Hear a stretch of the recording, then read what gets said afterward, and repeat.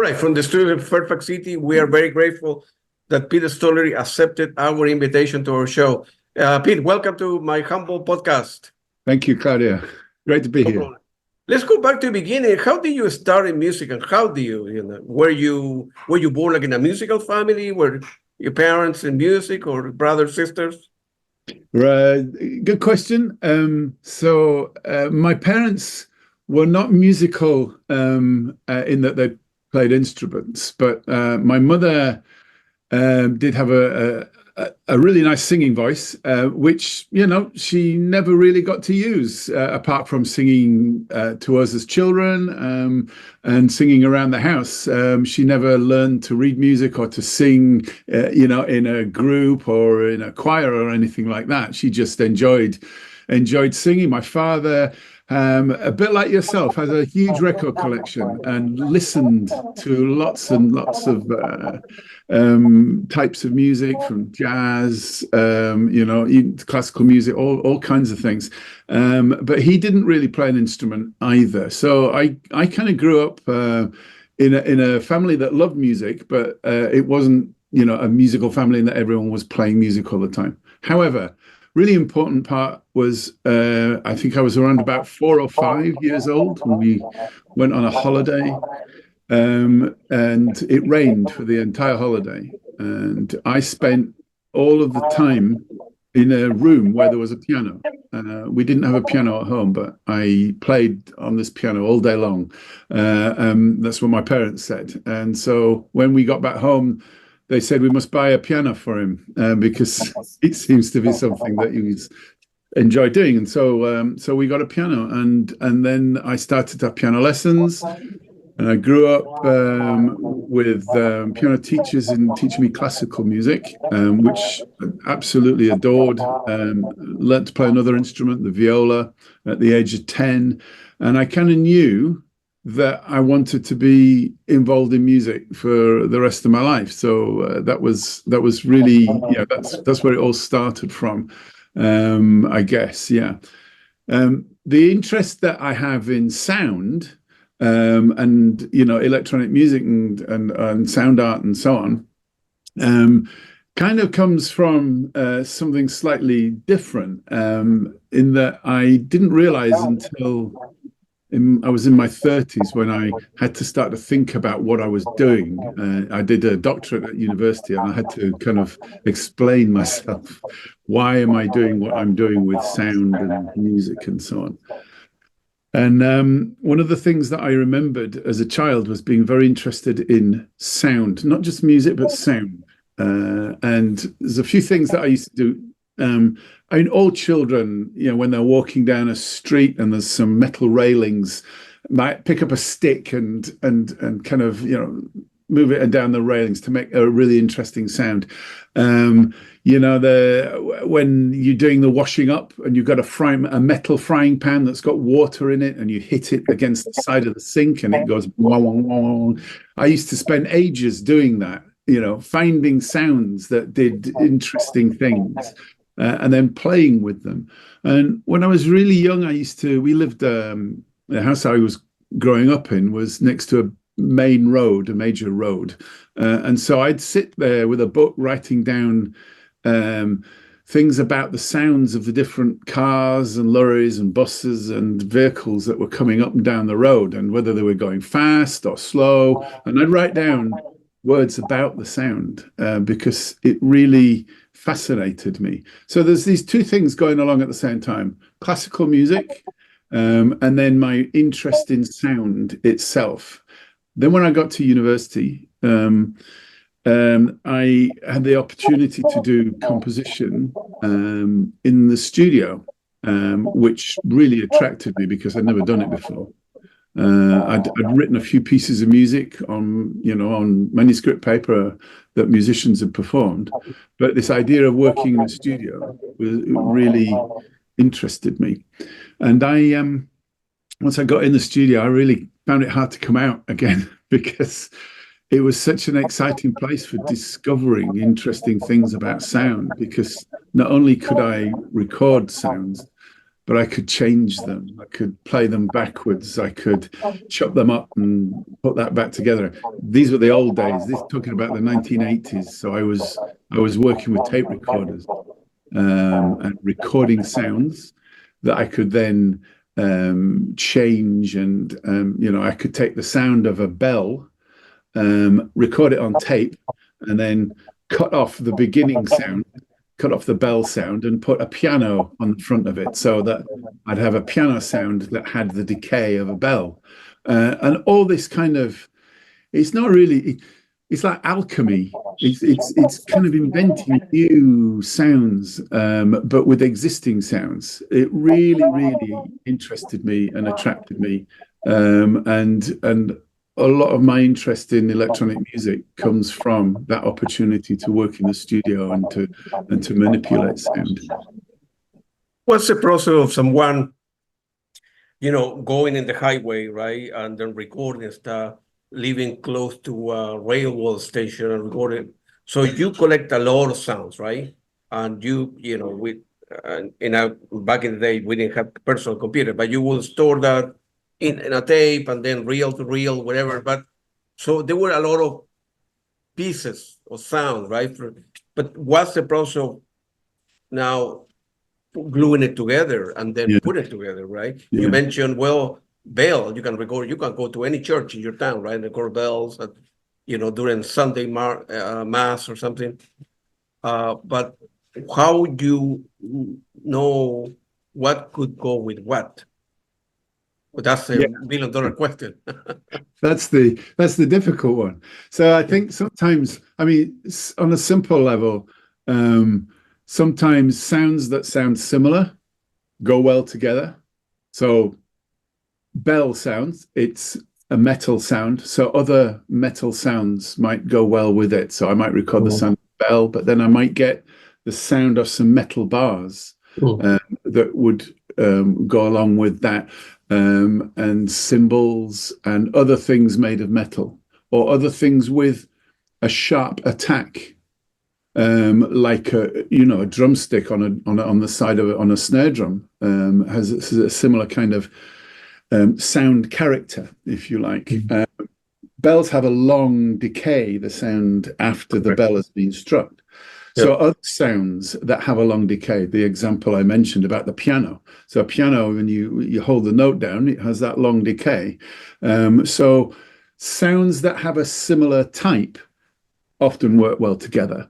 And the exact opposite of that, so a sound that is totally different from a bell sound, might work well with it because it contrasts. The exciting thing about for me about all of this is that I learned very quickly right at the start that I was working directly with the sound itself. When I was working with recorded sounds, I had the sound there. I didn't have to go through the process that a classical composer has to go through of writing down notes on a piece of paper and then handing those to another musician who then plays them. I have a direct working with the sound, a bit like a guitarist improvising has a direct working with the sound. And that really interested me because the sound became something like clay, like a potter works with clay or a sculptor works with twigs or stone or marble. You're directly in contact with the object that you're working with. You're shaping it. You're doing what you want with it, and then when it's finished, you can put it on one side and you can save it. Okay, so I really like that. I enjoy that ability to be able to work directly with the sound. So going back to what works well together, how I then work with sound is. And I know this might sound a bit kind of up in the sky, but I quite often let the sound tell me what it wants to do. The sound is really important. So when I listen to a sound, I try not to impose something on it from me. I try not to. I listen to the sound and I listen to the characteristics of the sound.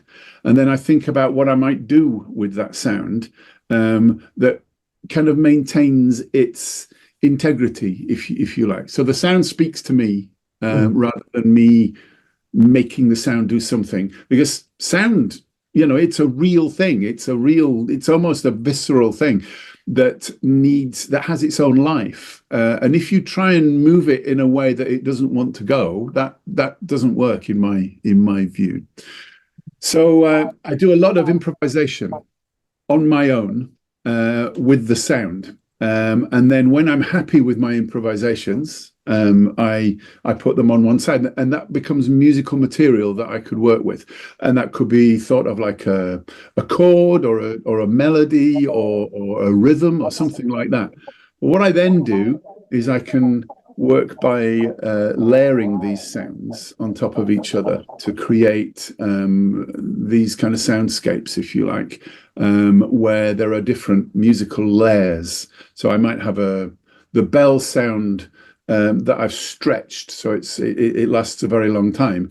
And what I might have there, that's a drone, on top of which I might have some kind of shimmering metallic sounds, which are a bit like a melody, if you like. So for me, my language is very much musical when I'm working on pieces of music in the concert hall, because I think of layers and I think of musical things like drones and rhythms and so on.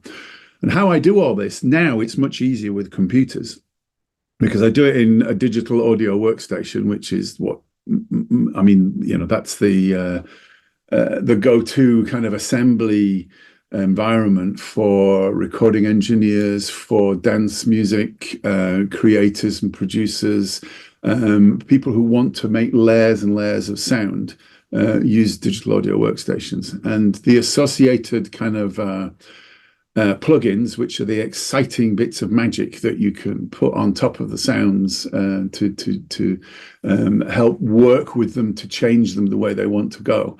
That's all within that environment as well. In the old days, it used to be, as I said, tape recorders and razor blades and big machines that you would feed the sound through and then come back and make copies of it. So yeah, it's a fascinating world that every time I start a new piece with a new sound, it's a new journey that I go on with that sound. I was recently recording some waterfalls, not so far away from where I live now, because I love the sound of water in so many different forms. And waterfalls are wonderful things because they're very noisy, and it's like a big wall of sound. But what I can then do is take that back into the studio, and listening to it, I can listen inside it and pick out that there's some kind of low bassy type rumbles going on down there. So I can isolate those. And then I can take the kind of shimmering water sounds and isolate those, and then use these as all bits of musical material that is my orchestra, if you like, that I then work with to create the piece of music. I got you. And then obviously you're starting the 80s now, 20, 45 years later, the technology that we have is much better. So what kind of gear you take when you go outside to go for a walk, go to the forest, or to waterfall, go under the bridge? Any specialized tape recorder or instrument they use, or so sometimes I take that. Sometimes it could be an iPhone, it could be an Android, it could be whatever. The great thing about phones now is that they're mobile, obviously, but quite often I find myself out and about and I just hear a sound. Correct, and if I'm not deliberately going out with say I'm going to record today with all my equipment, which I'll tell you about in a minute. If I'm just out, but I hear a sound, then I got my phone. And I've got an app there, and iPhones are great because I can record in stereo on an iPhone, and I want to be able to do that. So I can do that, but that's not the highest quality that I would want to use. So I'm very interested in at the moment in working in ambisonics, in spatial audio. So I have an ambisonic microphone that if I'm going out to record a waterfall, and then I know I'm going to do that, I'll take all that equipment with me. So my ambisonic microphone, which records not just the sound itself, but records the whole environment that sound is in, so that when you go back into the studio, you can listen in a much more immersive environment to the sound that you recorded. You'll see behind me there are 2 loudspeakers. Yeah, that's right. Yeah. Yeah. So I actually have 2 more in front of me here, 2 to the side here, and then another 2 there. So I have got 8 loudspeakers in a circle, and I've got 4 in the ceiling, which aren't there at the moment, but I do normally have 4 up there. So that what I have then is this an ambisonic dome made up with these 12 loudspeakers, which means that I can get a pretty good, accurate representation of the 360-degree recording that I made out wherever I did. So the place that I am sitting now is right in the middle of this circle of loudspeakers, and 4 above as well. And this is the environment that I work in. So sometimes it's just a phone, sometimes it's the big equipment. But there's an interesting thing that because I also worked as a school teacher, and I'm education and learning is a passion of mine as well as music. I do a number of workshops with the public who always show an interest in what I'm doing. How do you get these sounds? Questions like you're asking me now. So I say, well, let's go and do it then. So I live now in a beautiful part of the north of England, where I can, in 5 minutes away, I'm in the Yorkshire Dales, which is this amazing, wonderful national park, full of really interesting natural sounds, bird sounds, animal sounds, but rivers, waterfalls, all kinds of things that I can go and record.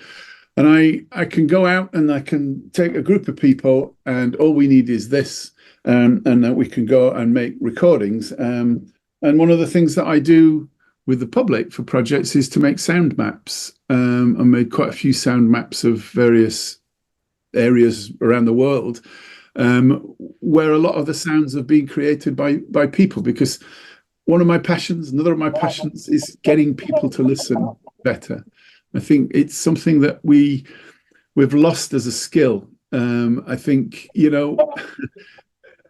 once the earbuds go in and we start walking around listening to music, we're not listening to what's going on out there. Now, sometimes that can be a good thing if you want to blank out all the traffic sounds. If you live in the city or you're walking around the city, then I totally get that. Although I'm a bit strange because I quite like listening to traffic sounds anyway. But I think that once music went mobile, and I think when you growed up in an environment when I was 10, I got my first record player, and you plugged it into the wall. You could not take that record player and walk around the street with it, like you could in 1979 when the Sony Walkman came out, and that was a fantastic revelation, being able to listen to music whilst you were moving.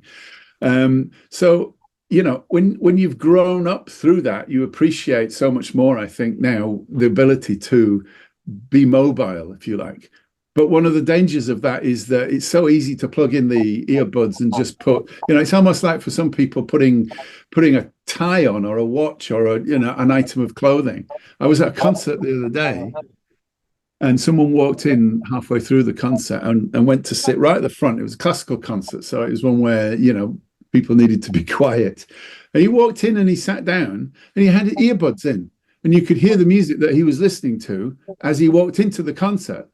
And then he suddenly realized that he got these in, took them out, and switched off his phone that was playing the music and started listening to the concert. And I thought, that's just a really strange mindset to have, because for a lot of people, they're in all the time.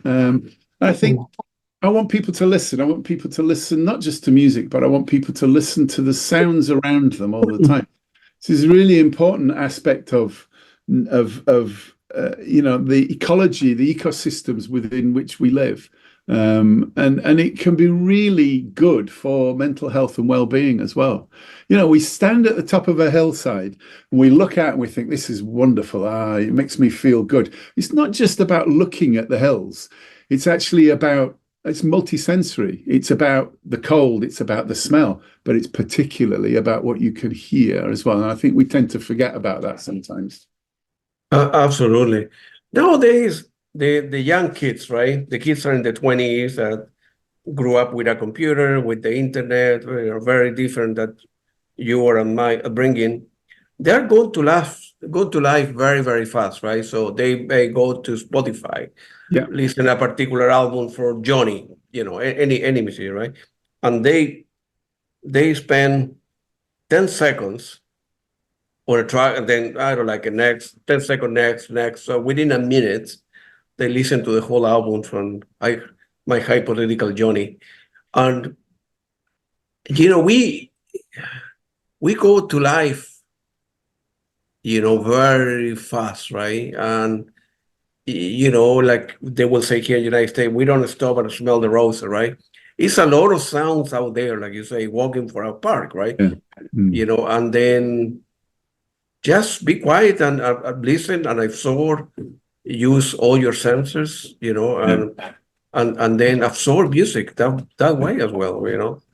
I think it's really important, and very interesting what you're saying. My daughter, when and she was growing up getting into music, to pop music. I remember a number of occasions when we'd be driving in the car, and and she would get her phone to connect up to the in-car audio. And so once she'd done that, it was her music that we were listening to, which is fine. But I was really intrigued by the way that she selected music, and she would play 3 seconds of a track, and then another 3 seconds of another track, and then another 3 seconds of another, and then a second of one more, 10 seconds of another one. And eventually she'd land on a track that she wanted to listen to. But maybe she'd get halfway through that before it came on to another one. And I think that there's a lot of talk about the attention span of younger people becoming smaller and smaller. And I think that, and I hate doing this because I always said when I was young, I hope I don't turn into one of those old people that just talks about how good it was in the past and how things are awful now. Mm-hmm. But sometimes I hear myself like this. But I think that when you have grown up listening to music like we did, where it was a ritual to get the record out of the shelf, to take the record out of the sleeve, to maybe even clean the record with your careful, your duster and what have you, and then you put it on, and then all of that, and then the needle on top of it, all of that ritual. It's like preparing food, or it's really important. Yeah. And then when you listen to it, you listen to the whole side of that album, and so you're locked in for 25-30 minutes or so. And the only thing you might not do is listen to the other side. Okay, that's right. But it's fascinating for me that at a time when we've got fast food, we've now got fast music as well, and it's all fast. It's about the access to it, whereas we're losing a little bit of the ritual and a little bit of the. Some people would say the fetishization of it, but I don't believe that. I don't think it is that. I think it is a really important part of it, that we take time to listen to music, that we're not just treating it as something that is like wallpaper or something else that just happens to be there. You mentioned Spotify, and it's interesting because I just come back from Aberdeen, where I used to live for a long time in Scotland, and I had a piece performed by a choir up there, and it was a piece that is actually all about Spotify, because I got very angry about Daniel Ek, the CEO of Spotify, said something in May that made me very, very angry. He talked about the cost of producing content being almost next to zero. So we should make lots of content now. And I got very angry about two things. The fact that he's saying it's very cheap to make content. It's not, because that, it might be, you could do it with free software, but what about all the hard work that you put in to actually, get to the stage that you're at before you can make the music? But the really thing that got me most was how he just turned music and art into this word content, which is like a thing that you produce. You know, it could be a tin of baked beans, or it could be, you know, I don't know, anything. But music isn't content, okay? Music and the arts are something that's very, very different. So I wrote a piece called Content, which just uses the word content, and the choir actually just they use the sound, the on, the eh, all of the piece is made up from that, and it lasts 5 minutes and 33 seconds, that's 333 seconds, okay, and 333 is the number of streams that the average musician needs to have to earn £1. So £1, 333 streams. So I get quite angry about these things now. And I think that, you know, Spotify has allowed music to be more accessible. But at the same time, when you have that much power, you should be able to be giving back somehow to, and for me, Spotify isn't doing that, which is why I wrote my piece of music. Anyway, there you go. A little bit of a rant. Yeah. So so both sides, I see. So Spotify, so I pay $10 a month or whatever the amount happened to be. And for me, as a marketing tool, as a way to explore the music, is great because I have access to millions of tracks, million musicians, and via machine learning algorithms. I'm a computer scientist, right? Hey, if you like Pete, you may like, I don't know, Tangerine Dream. If you like Tangerine Dream, maybe Peter Baumann, Klaus Schulze, and many, many others, right? And so on and so forth, right? So it's a great tool, but unfortunately, the profit don't go back to the artist, and that's what pisses me off, right? I'm quite sure I'm willing to pay, I don't know, if the base is $10, right? Because Spotify provide a great value for me, not for the business, for me as a consumer, right? I'm willing to pay more. I'm willing to pay, let's say, $20, right? So 10 base and then an extra 10.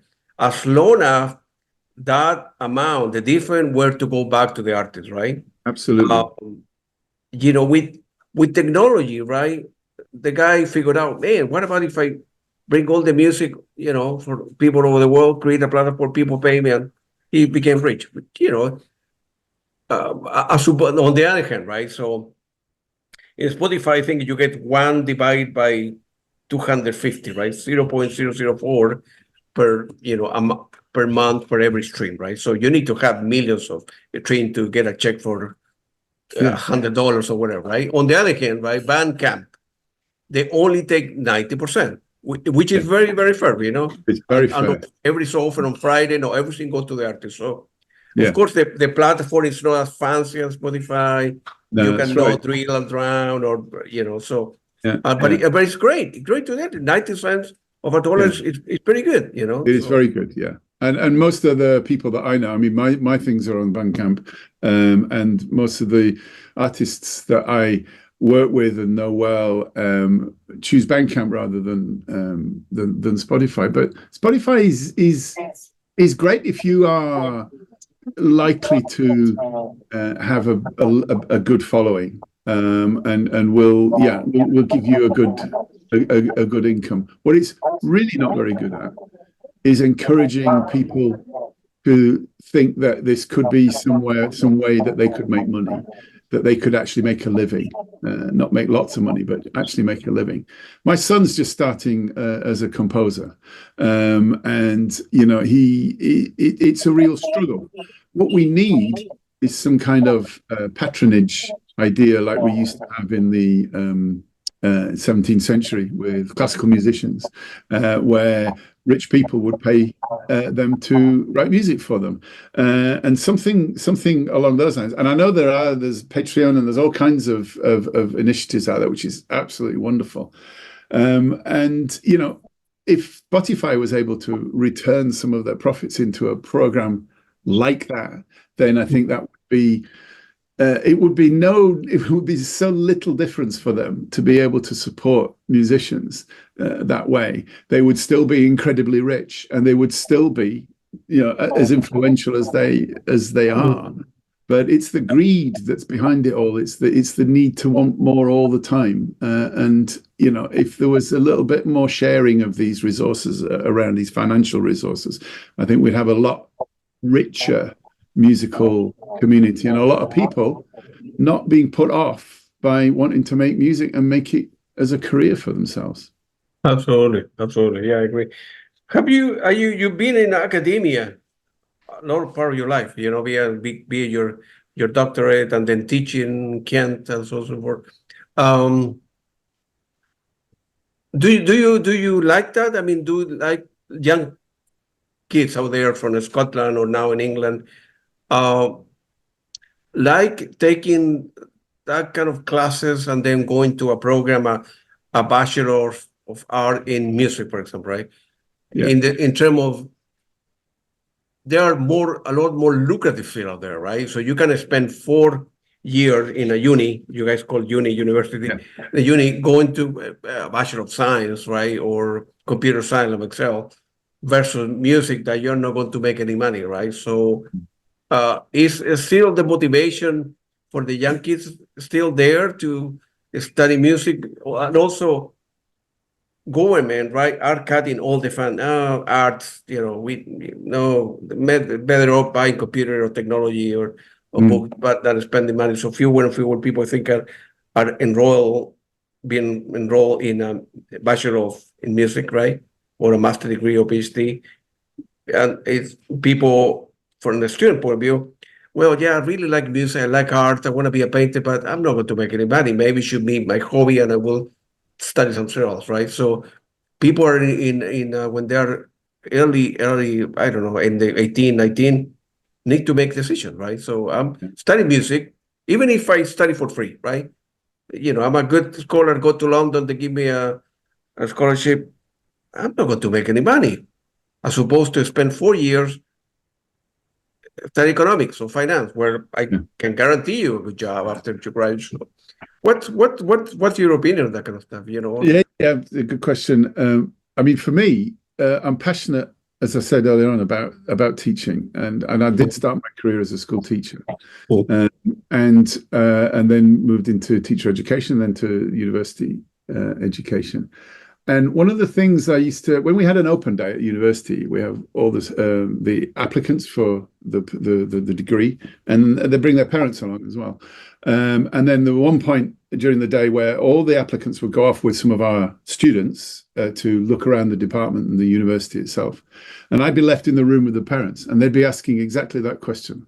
They'd say, so how's it gonna get a job at the end of all this? What's she gonna do when she finishes, And I said, look, I'm going to be straight up with you, because, this is not the most lucrative business to go into, but it can be one of the most rewarding businesses to go into, the creative industry.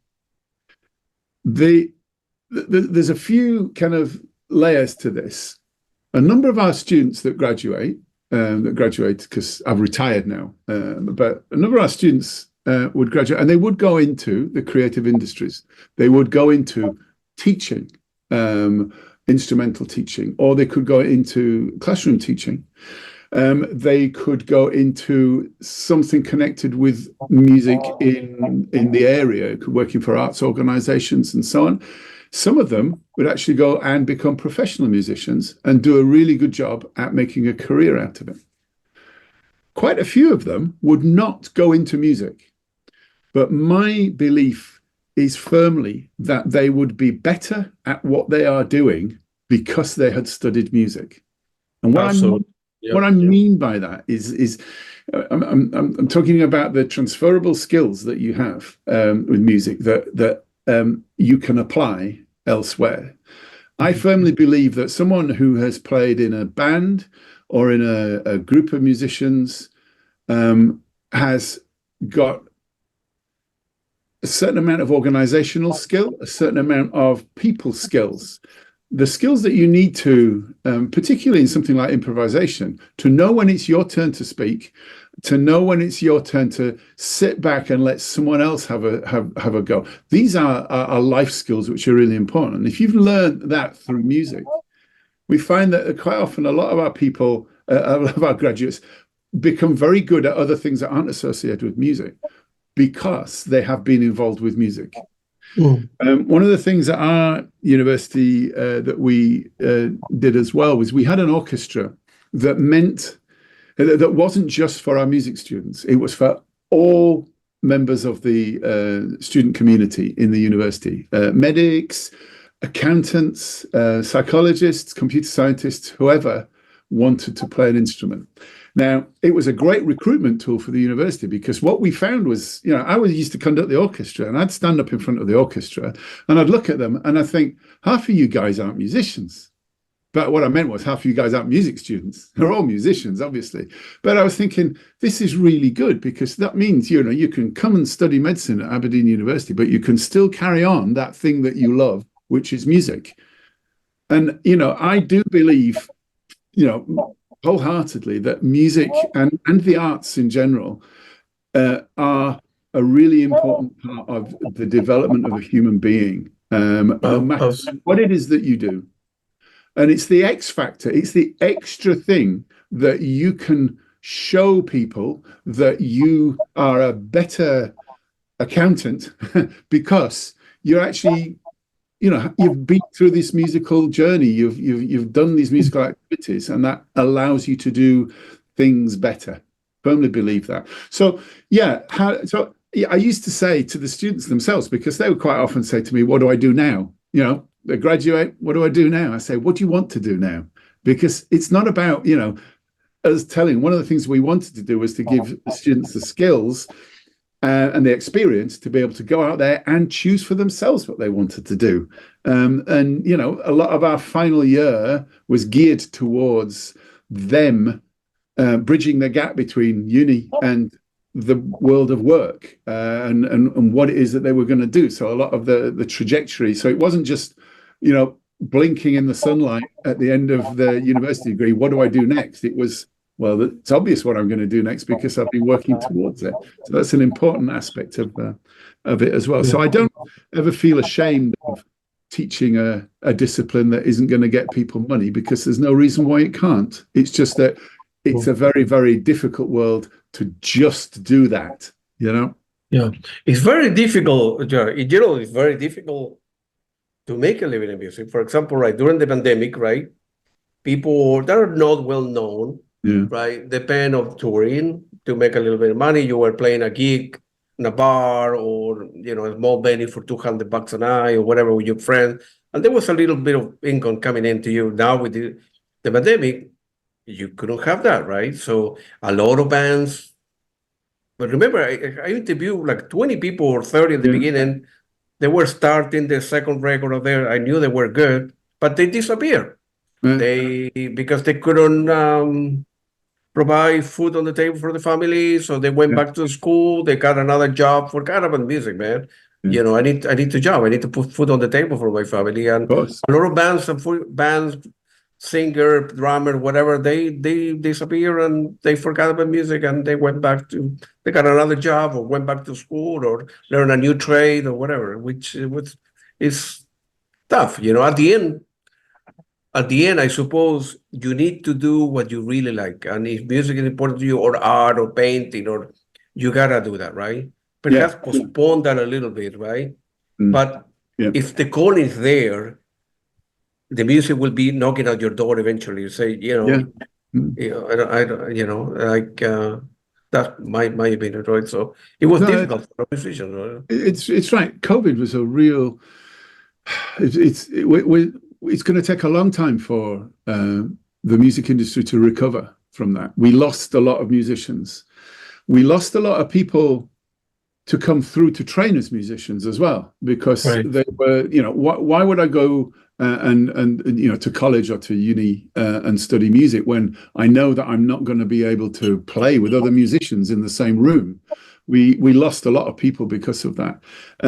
Yes, people chose other industries because they couldn't afford to continue their desired career as a composer or as a player. I run a festival in Aberdeen, help run it, called the Sound Festival, and one of the things that we did in lockdown was to provide an opportunity over Zoom for composers to get together to share their concerns and, to become a little bit of a community, a self-help community. That's still going on, is that, 5 years afterwards or whatever, we still have that group that meets and people are joining it. So we're a tight-knit community that needs to help each other. We've lost a lot of venues as well. A lot of music venues have gone under because of COVID, because there were no gigs and things. So the whole ecosystem has been damaged and needs to be worked at. And in this country, in the UK, we have a new government, and one will hope that they will be better than the previous one at supporting the arts and actually trying to help people in the arts value, for them to value the arts in the same way that people who want to have a career in them do. So we can just keep our fingers crossed on that one. Absolutely. We met, the two of us met in this, was Electroacoustic Music for Scotland and the Sound Festival that was Right. October the 20th. Yeah. In King's Place in London. I got there by accident, believe it or not, and I had great time. I didn't know what it was. Remember asking you, is okay to take picture or record a couple? There's nothing to record. There's no picture. Just sit down and listen. I got my cup of coffee, and that was a beautiful experience. I didn't know what electroacoustic music was. I knew electronic music, but all right, I will. It was very inexpensive, like £20 or whatever you pay, and I have a great time because I close my eye. I say, how this stuff was recorded when the train or some, I think Pipa or Claire, track Waterfall or whatever it was. It was very well recorded. And if you close your eyes, you feel like you're in the lake, or you feel you were in the church, or you immerse yourself. You close your eyes, you turn on the phone, and you are part of the music.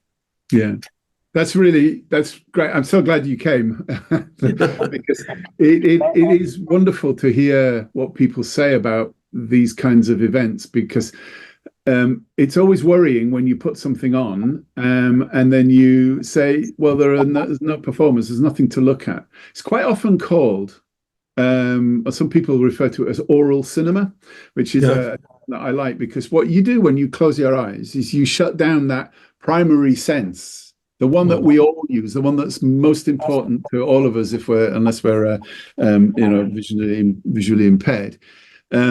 We shut that down, then these become more important, and these become the dominant way of appreciating the dominant sense.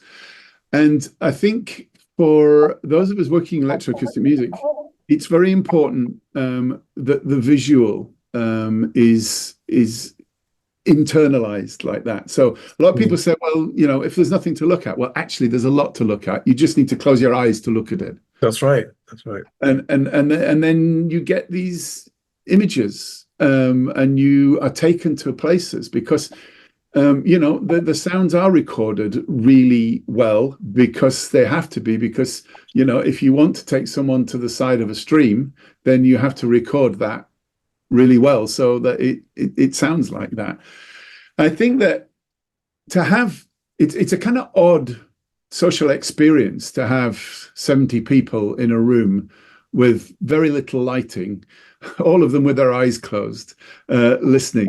But it's important that they are in that space, because in that room in King's Place, there's this wonderful system that is a bit like Dolby Atmos, but not quite. It's called the D&B Soundscape System, and D&B Audio have this installed in a number of halls around the world.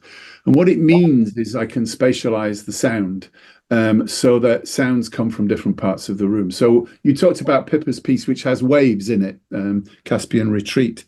And so what I could do with that sound was, if you're sitting facing the front with your eyes closed, I can make the sound come over you like a wave.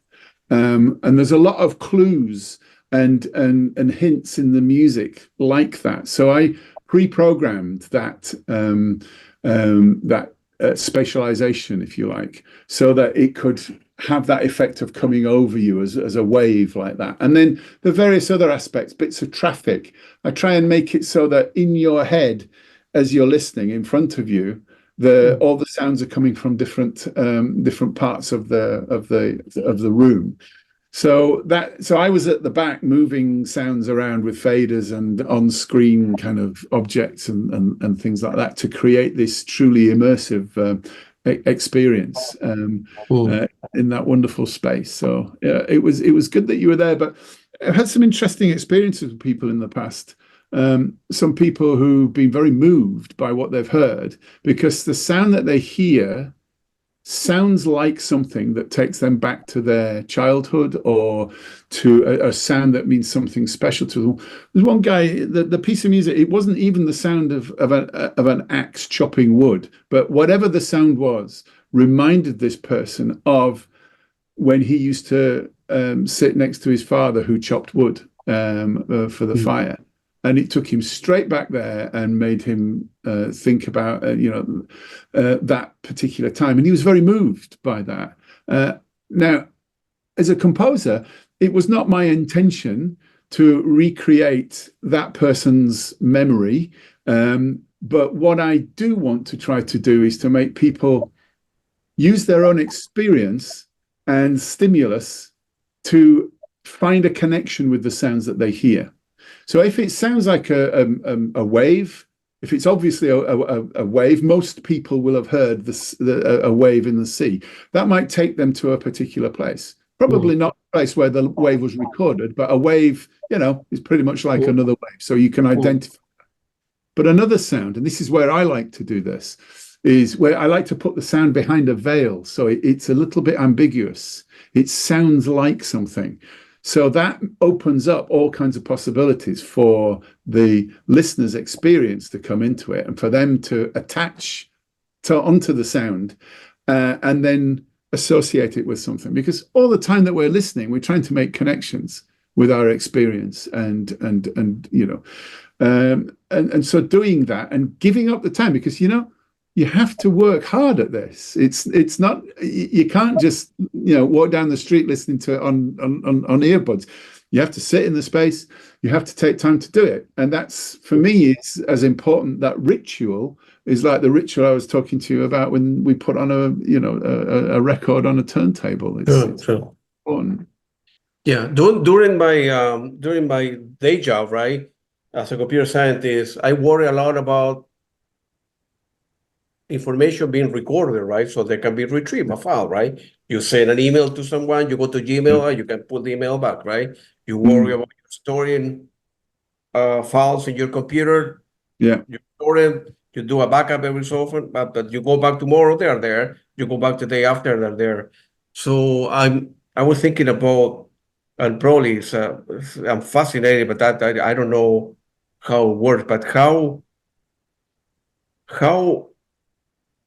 music or memories are stored. So when you play that, the bell sound or the lake sound or somebody chopping wood can bring Johnny back to when he was 5 years old with his dad in Scotland, and maybe he remembered his mom was sick, and they have a new kid, a new sibling on the way. And how in the world, I don't think nobody knows how that stuff really works.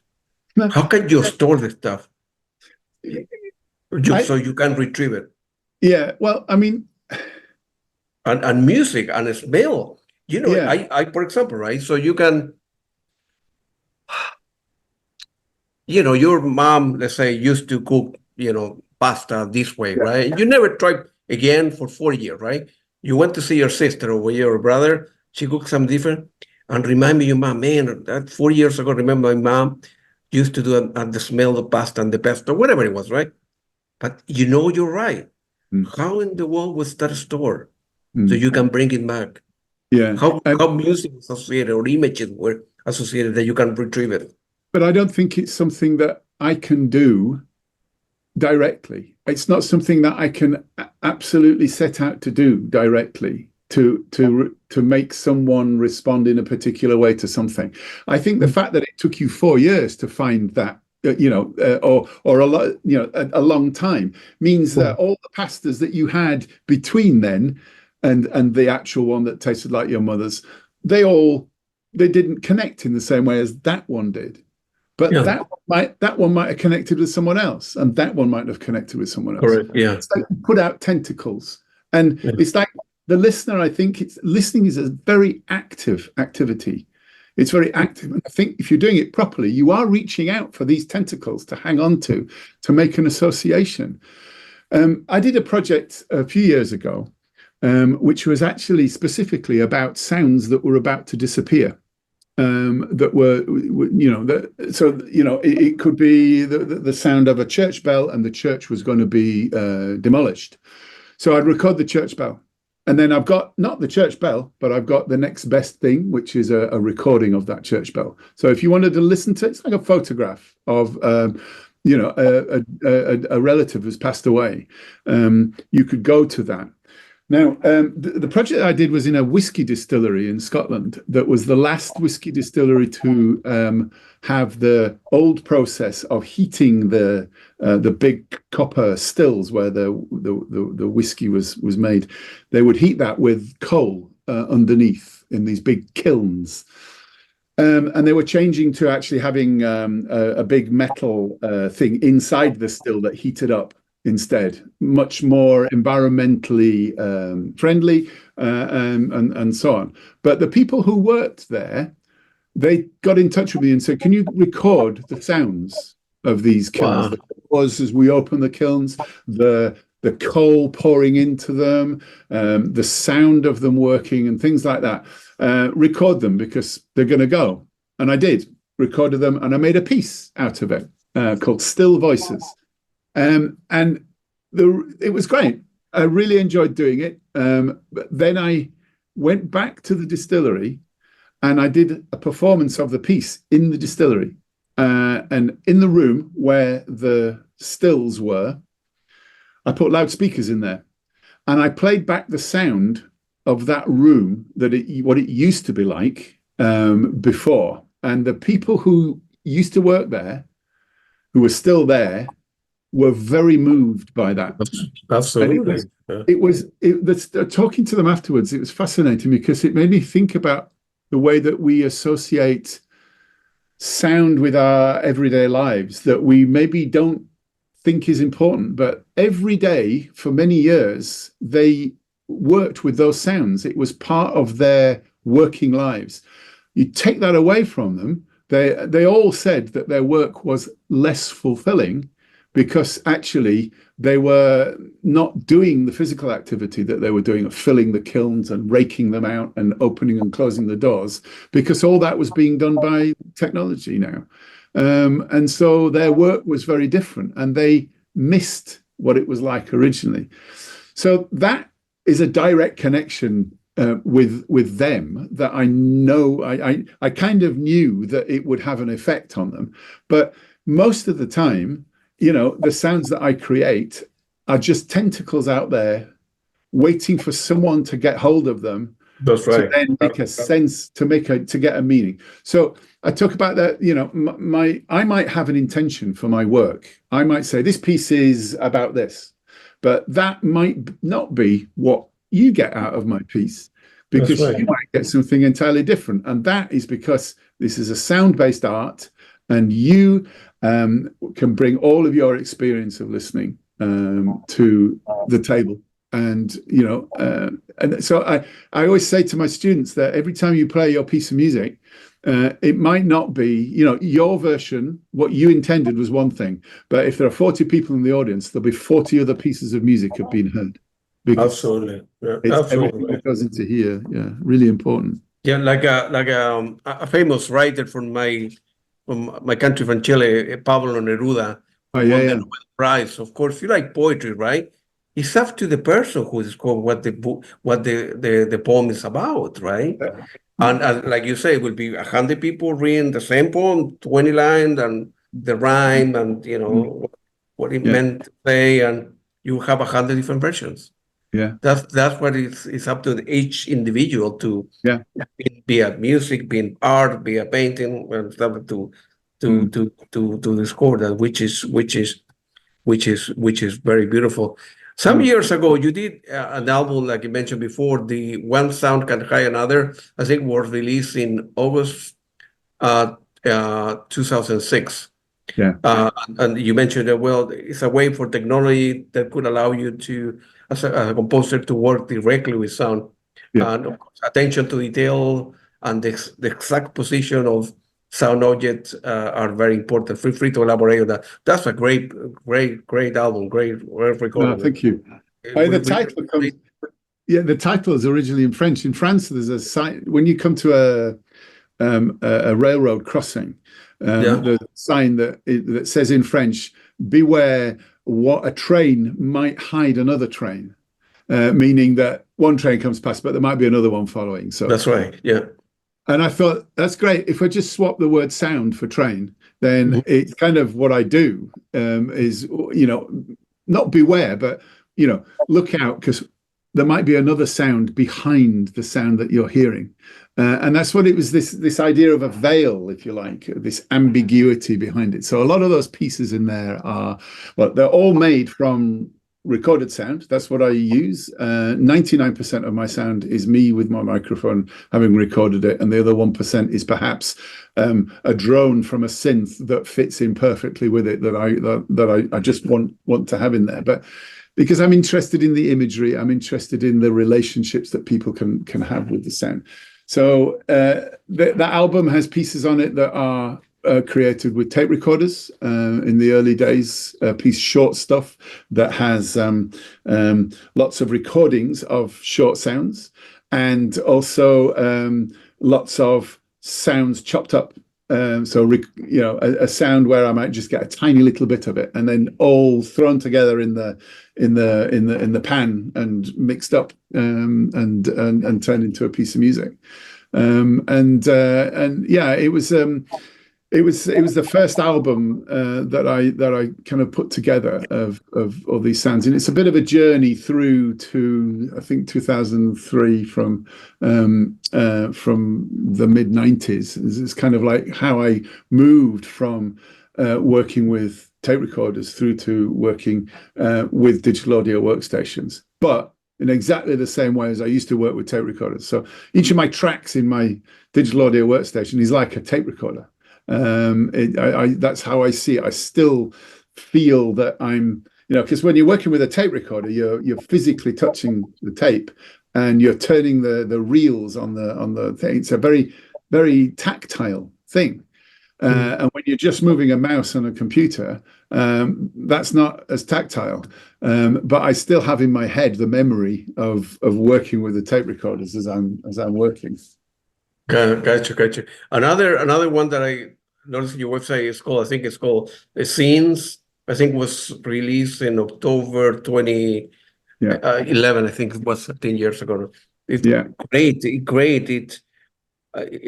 It was very, so I'm so used to go to rock concert, right? Where a lot of people record the stuff, they upload it to social media, YouTube, and I'm part of the group that I like to record things. I like to review things. So, and it is loud, and I come back home at 11, I get a beer, and it's difficult to fall asleep because my brain is still stimulated with rock music. Yes.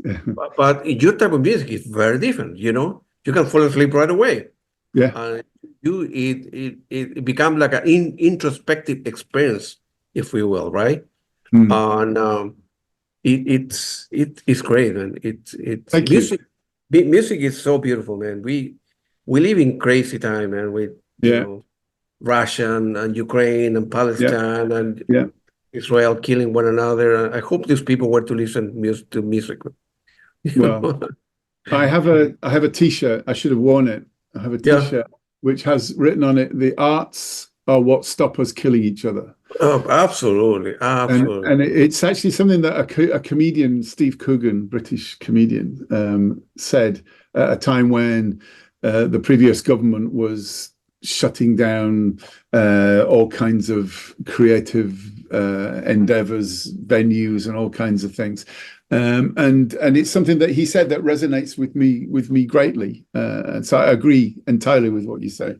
Yeah, the arts are so important in life for everybody, whether you're participating, whether you're making, or whether you're listening or appreciating. They are fundamental to us. That's why we're here. I firmly believe that's why we're here. Yeah. Well, absolutely, man. What are you working nowadays? So this piece that I told you about, the content, I just finished that, and I've got to do some revisions on that because another choir is interested in doing it. And then I'm actually going to be doing some arrangements of tango music, which is something else that I really enjoy listening to. Not just the music of Astor Piazzolla, but lots of other tango, particularly new tango composers in Buenos Aires, which I'm really interested in. So I'm going to be doing some arrangements of that. Working on a project with my good friend Jonty Harrison, and he's my former teacher who got me into all of this. And we're doing a big project. We have lots of recordings that we've made all over the world that are on our hard disk. And as we get older and we kind of think, what are we going to do with all these recordings that we've made and we've never used? So we're going through all our hard disks, our collections of sound. We're making little pieces, 4 to 6 minutes long. And they're just involving a single recording that we made in a particular part of the world. So that's an album that we're going to release next year, hopefully. That's all at the moment. But a few gigs coming up as well, because I love presenting music in the way that I did at that gig that you came to as well. Piazzolla is great. A lot of people that like traditional tango, when he started doing his stuff in the 70s, they say, man, who is this guy? We don't like the guy. And nowadays, 40 years later, everybody revisits the guy. Man, this guy was out of this world, you know. Yeah, he was an outlier, but his music very good. He was having, people threatening to kill him because absolutely. He was changing the tango. But there's some really interesting people, Juan Pablo Navarro and Sonia Posetti. They're in their 40s and they're working in Buenos Aires, and they're changing tango in new ways. And I mean, tango is everywhere. It's in popular culture and dance music and everything. But the new tango it still harks back to the old orquesta típicas from the 1930s. The bandoneon is still there because that's right. Iconic sound. But that's another passion of mine is tango. So yeah. Good for you. Pete, it was very nice talking to you. Question we'll do a part 2 and a part 3 because a lot of lovely. I really like that. We need to talk more about music, but on the work in the installation that you work in, but you're doing a good job, man. It's good that people, that by accident I arrived to the King's Place today and I enjoy your music, and you're doing great in the world, and if you can make a living at the same time, why not? Go for it, man. It was very nice talking to you, Pete, man. And you, thank you, Claudio. Wonderful. Thank you very much. Thank you, Lord. Thanks. Thank you. No problem. Take it easy.